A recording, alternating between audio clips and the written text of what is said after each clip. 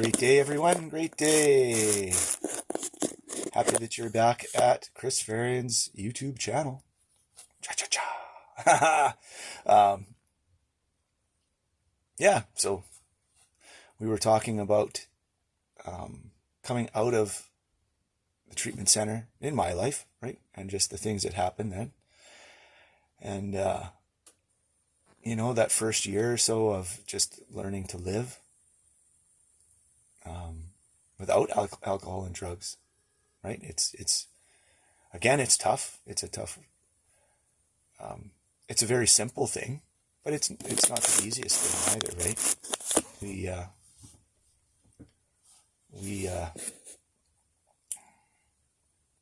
I struggle with all of that because I was never taught that, right? And I think I said that in the last one, that my family didn't really teach me how to deal with stress or anxiety or problems in a good, healthy way.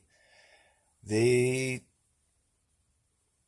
just either drank at it or ignored it and ran away from it or blocked it out.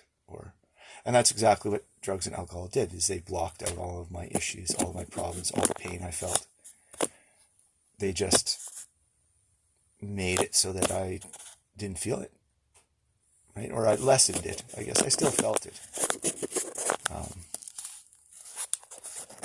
I still felt it. And I still feel it to this day. I just deal with things in a different way, right?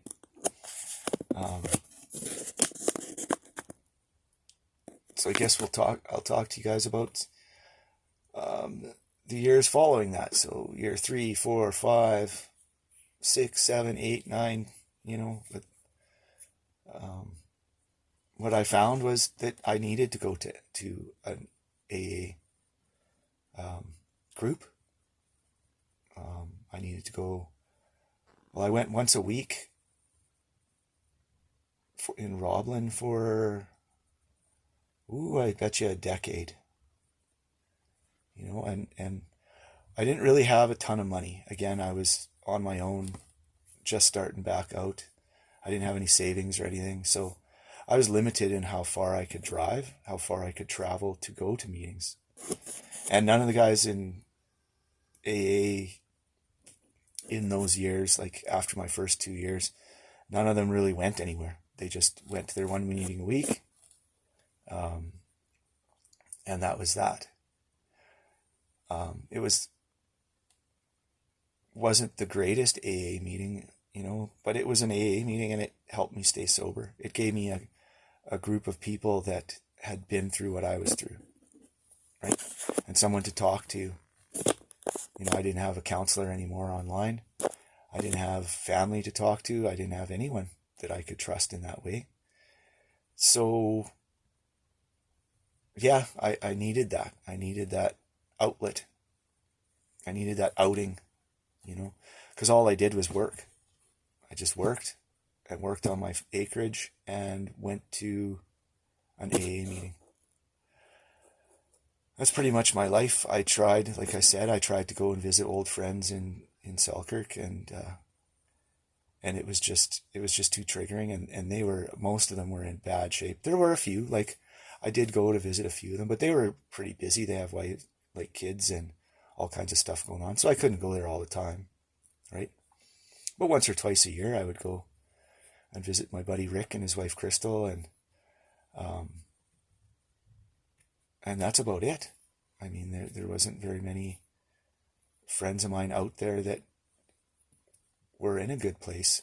I'd go visit my buddy Dino once in a while.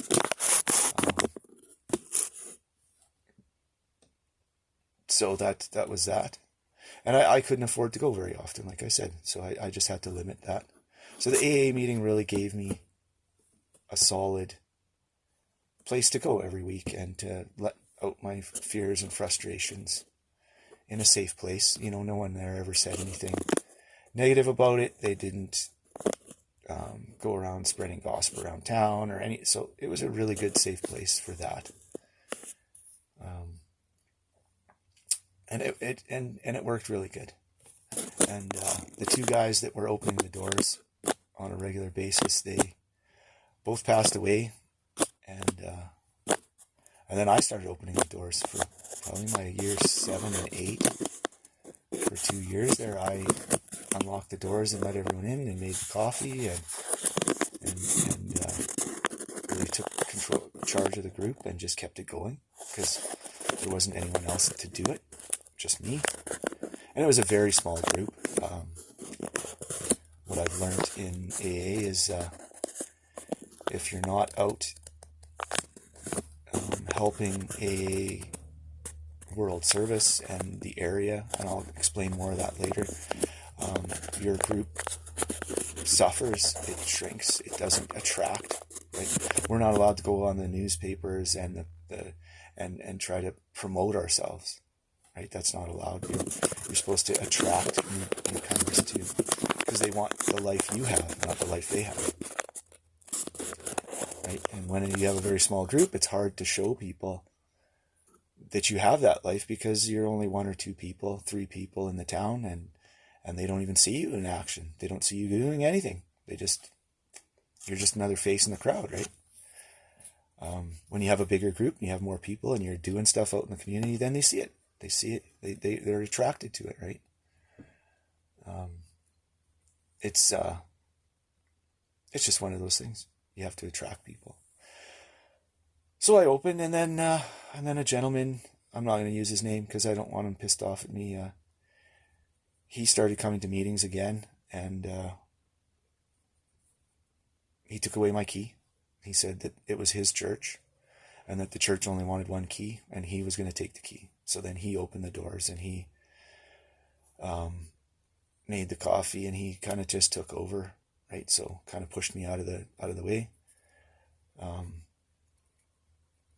I was a little pissed off because I had done it for 2 years, but what it did is it opened my eyes to going to other meetings, right? And I had a little bit more money now, so I could travel more. And I went to a meeting in Dauphin, and that was in I think my 10th year or 9th year of sobriety. I started going to meetings in Dauphin, which was an hour's drive from my house, 45 minutes from my house, an hour from Roblin. And during that time, I mean, my life got better. It did get better. I got easier to deal with life's issues. My health got better because I was focused on it. I was going to the gym. I was going to yoga. I was eating better. I was sleeping better. I was still working too much, right? That was just how it was at that point. I was working a lot of hours, man, like lots of hours. And, but something came to me that I couldn't keep working those hours, right? When I started going to the Dauphin meetings, I started thinking about my life more, right? And about what I was doing to myself and how I was acting. And how much I was working. It wasn't good, right? So I started cutting the work back a bit. And that affected my relationship with my dad and my stepmom and my half brother and sister in Saskatchewan. My dad didn't think I was doing enough, right? He wanted me to do more. But I was looking after my health. And that's what I had to keep telling myself is you're looking after you. All these other people's other opinions of you doesn't matter because they're not in your life. They're not a part of your life. They're very distant. They're very judgmental. They're not listening to what you're saying about how sick you feel, how awful you feel. Yeah, I was feeling better, right? And I went to the doctors, and they said I was fine, right? Everything was fine.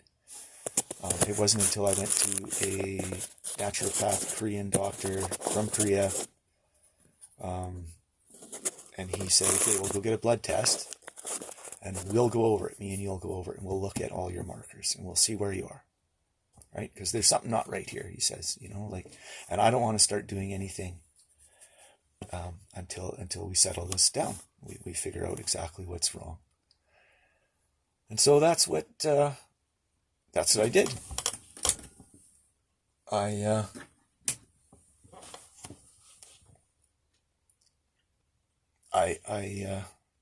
went to the doctor and I got a blood test done, and they were reluctant to do it.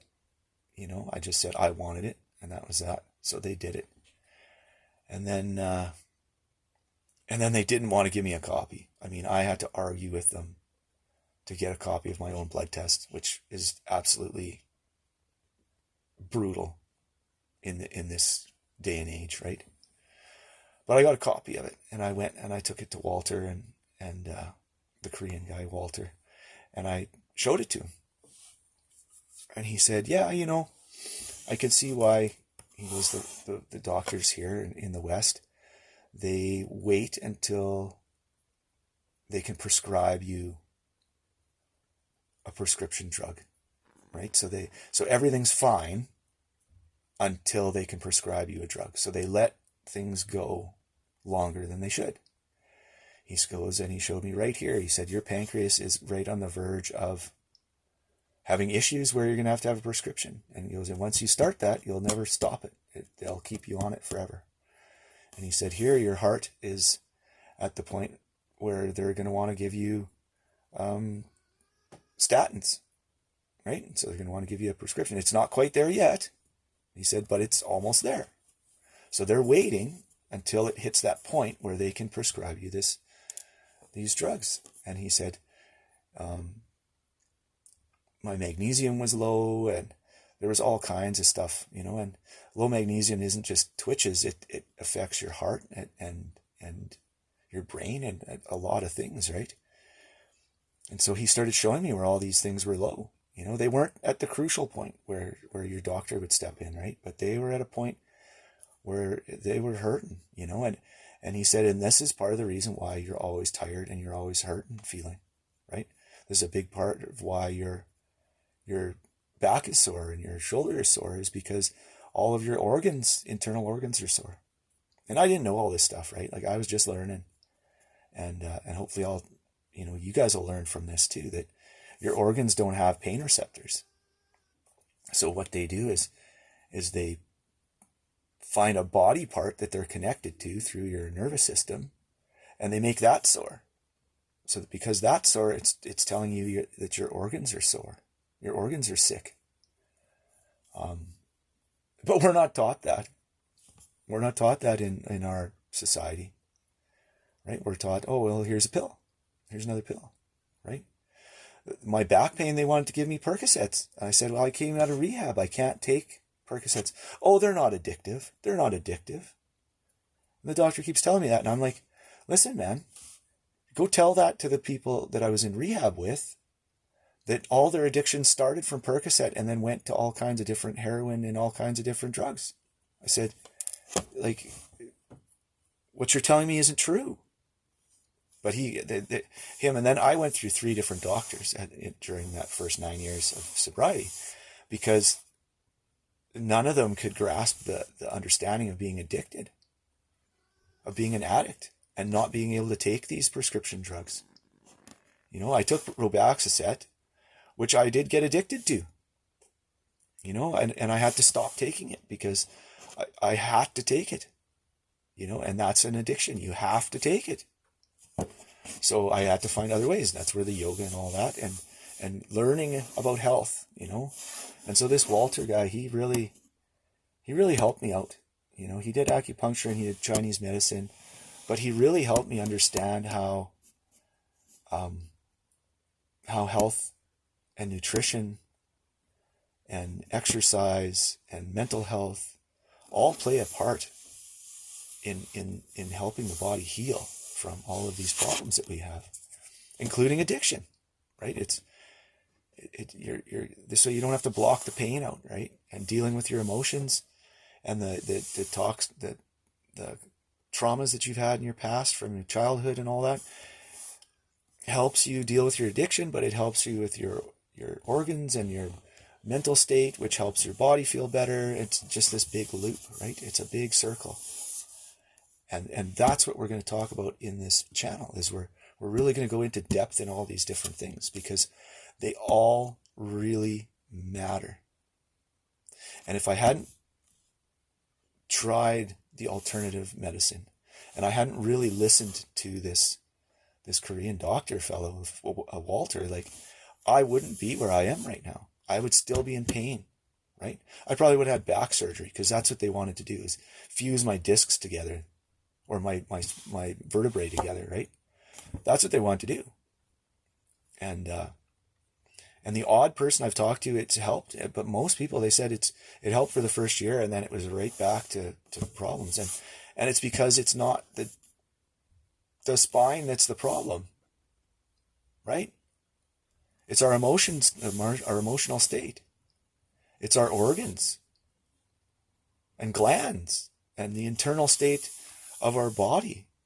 It's the not drinking enough clean, pure water, like, that doesn't have bleach in it, and what the heck is that other stuff? Fluoride they stick in there. Like, why do we have to drink fluoride and bleach? It just kills our microbiome in our stomach. The fluoride affects our brain, makes us docile and weak mentally.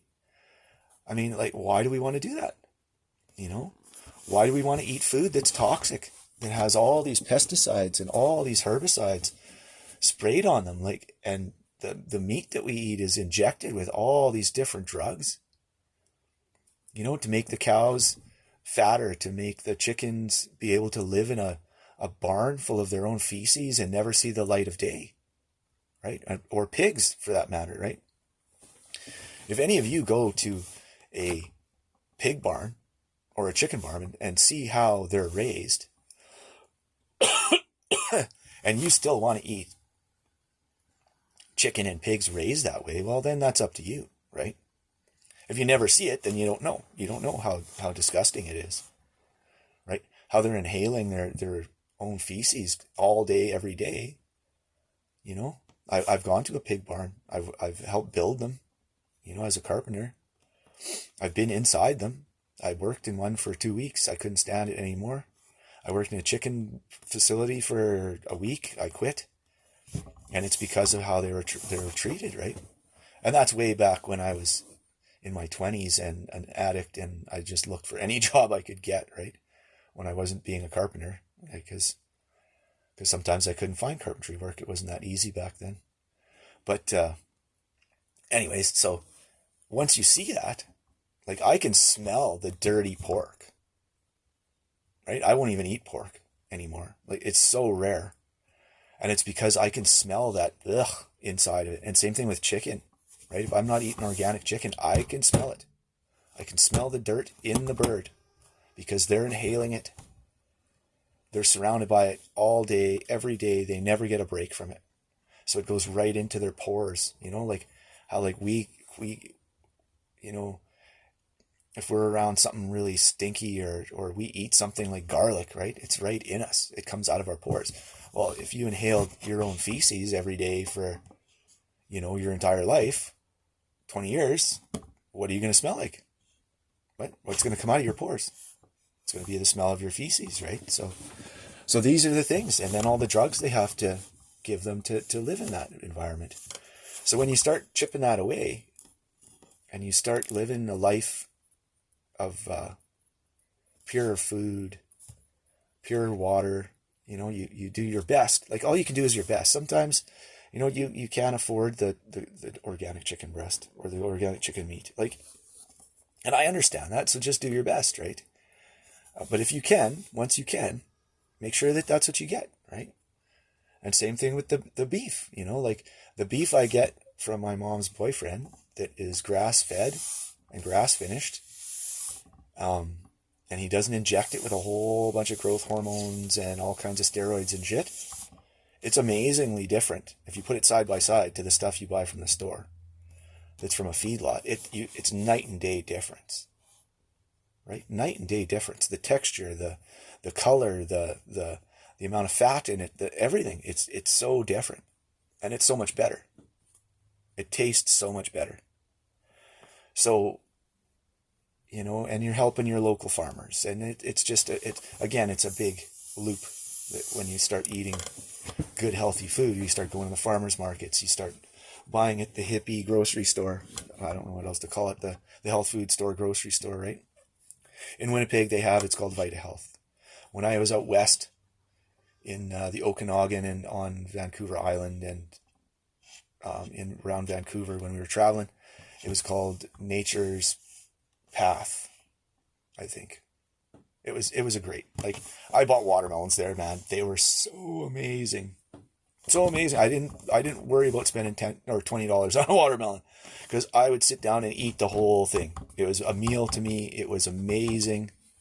I haven't tasted watermelon like that since I was a kid, growing it in our own backyard, right? And even when I grew a few on my acreage, they were just sweet and amazing, and the smell, right? You don't get that when you get a commercially raised watermelon that's full of fake fertilizer made from natural gas, right? And potash, and like, it's just not the same. So you got to switch that. I switched that, and I started feeling better again.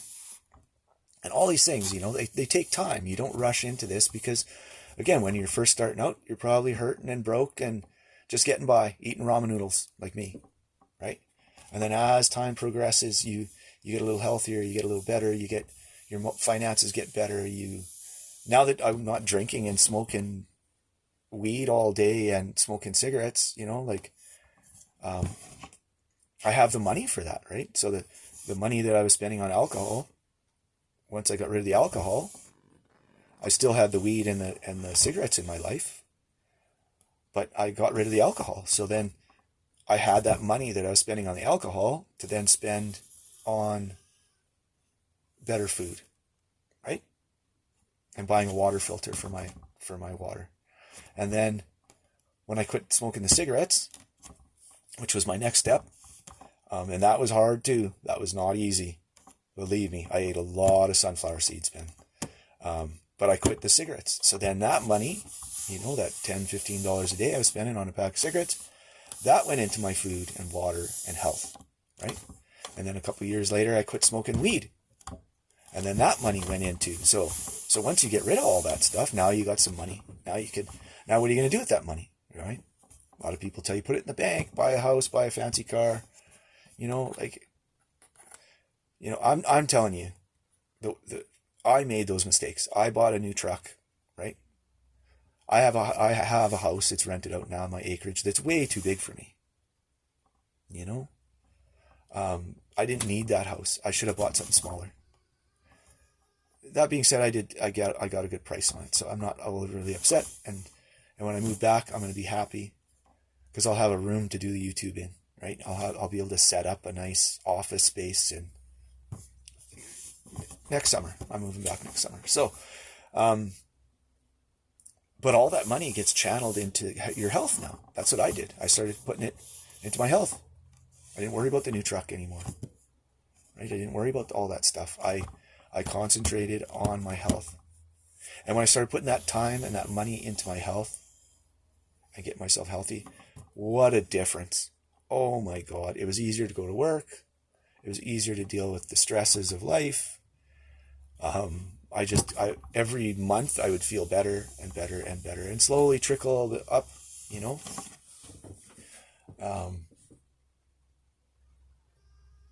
to where I am now. You know, now I almost never have back pain. I get a little bit, like I said in a previous video, I get a little bit when I'm lifting too much weight, maybe in an awkward position. You know, I get some of the muscles get strained. Or earlier today, I was up on my roof. I'm slowly plugging away at putting the shingles on my own little house here, and I'm in an awkward position, right? And so the back pain comes in because it's still not 100% healed, right? It's not 100% healed because my mental state isn't 100% healed, right? And I keep lapsing on my going to the gym. You know, I'm a personal trainer, but yet I'm not going to the gym as much as I should be, right? I know I should be going 4 times a week, and I get about 2, maybe 3 times a week in. So I'm slacking a bit in that area, right? And that'll pick up. too. Like, as I get my life organized back here in Manitoba better, because it's kind of unorganized, all that stuff will flow back into place. And so don't panic. Like, if you slide off a bit, and you're not doing everything you should be doing, just remember to go back. It's okay to start again, right? It's the same thing if you slip when you're quitting drinking or quitting drugging, and just don't be embarrassed about it. Don't say, oh, that's it, I'm done. You know what I mean? No, go back. Start again. Start again, man. Start quitting again. Start from day one, right? This is something that never ends. Our addiction problems, right? It never ends. Like, I could slip back tomorrow, and I know that, right? And that's why I keep going to AA meetings, right? I'm getting to that, back into this of why I go, right? Why I go is a reminder, right? And I get to help other people that are struggling in the beginning, right? I've had a few sponsees, and right now I'm working with a few guys. They're not official sponsees, but they are. They're newbies to the group, and they've never done their steps, and they've never read the book, and they've never done any of that stuff. So I'm helping them through that, right? And when they do that, I'm going to do my own steps, my own step 4 and 5 again. Those are always difficult, and they get rid of a lot of garbage, right? And it just helps. It helps massively. So that eating right, drinking water, getting 8 hours of sleep. Everyone says, oh, I can get away with 6 hours. I can get away with 6 hours. No, you can't. No, you can't. We all need that 7.5, 8 hours sleep every night. And good sleep, not up and down and like I was when I was drinking. I was just passed out, right? And that wasn't a good sleep. So you need that sleep. And you need someone to talk to about your problems, right? Everyone does. Man, woman, child. We all need them. So that's where your AA group comes in, or a counselor comes in, whatever you choose to do.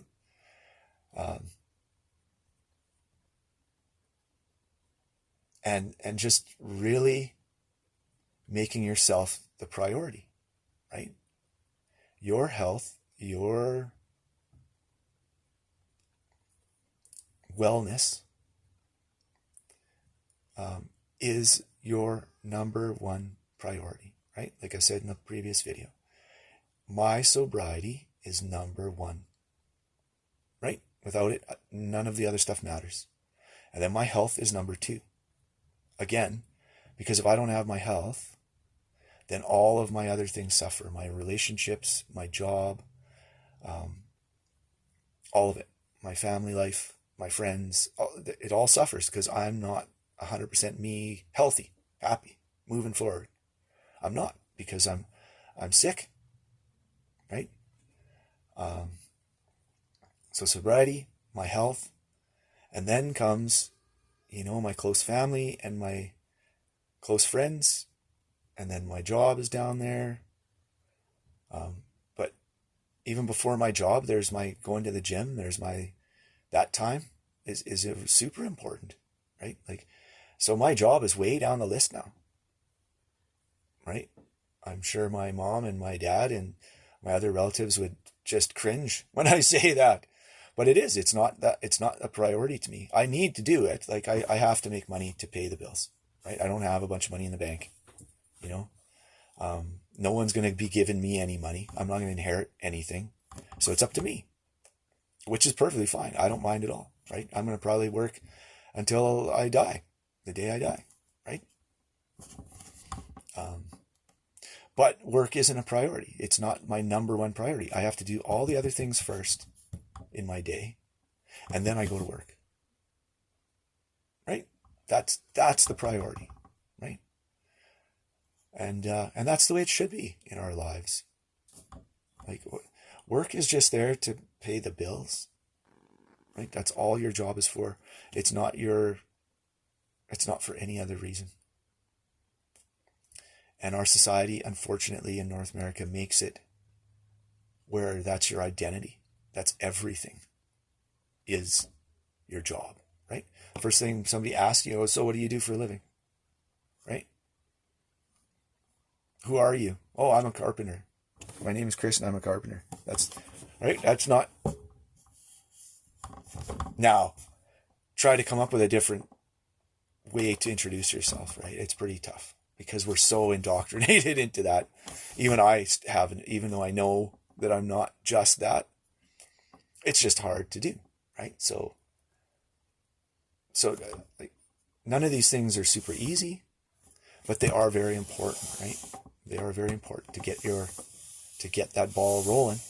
You really want to get your health going in a good direction, right? And it takes time. It takes steps and steps and steps and steps and steps and steps. Right? So we got my life up until 9 years sobriety, right? 9 years sobriety. And after the first two, I only had one real time when I had a craving, like that was really powerful. When I quit weed, I had a lot of cravings then, and same thing with cigarettes. I had cravings after, and then they go away, right? A year or two, didn't think about smoking anymore. A year or two later, after quitting weed, never thought about smoking weed anymore. Doesn't even faze me, right? People can smoke around me, doesn't bother me. People can drink around me now, doesn't bother me. Once they have more than 2 drinks, I'm out of there, right? Their mental state changes. I can watch it change.